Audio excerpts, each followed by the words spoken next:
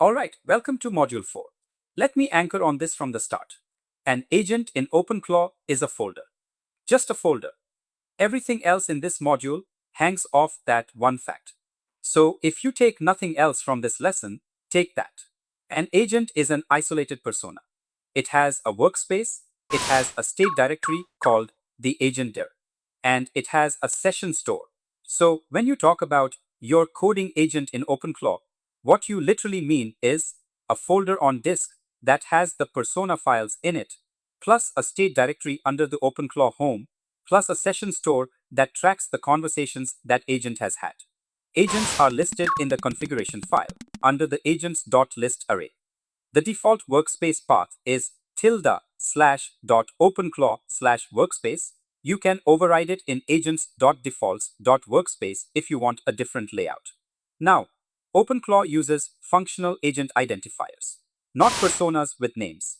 Main, coding, social, work, chat, opus, alerts, home, family, personal. That is the convention. They are roles. They are not characters with names like Steve or Jane. If you saw older OpenClaw tutorials with named personas, those were course invented. Stick to the functional names. Trust me, they make routing clearer. They show up in logs cleanly. Use them. Each agent has one entry in the configuration file plus one workspace folder on disk. That is the unit.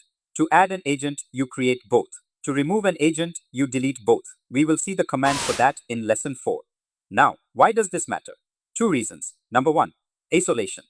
Each agent has its own workspace, its own state, its own auth profiles. So your coding agent and your personal agent have separate model credentials, separate memory, separate conversation history. They cannot leak into each other by design. That is a really important property.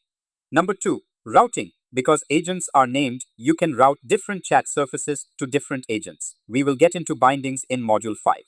But the agent identifier is the unit you target with bindings. So having clean functional identifiers makes the routing rules readable. Honestly, you will thank yourself later. That is the foundation. Agent equals workspace folder plus a state directory plus an entry in the configuration file.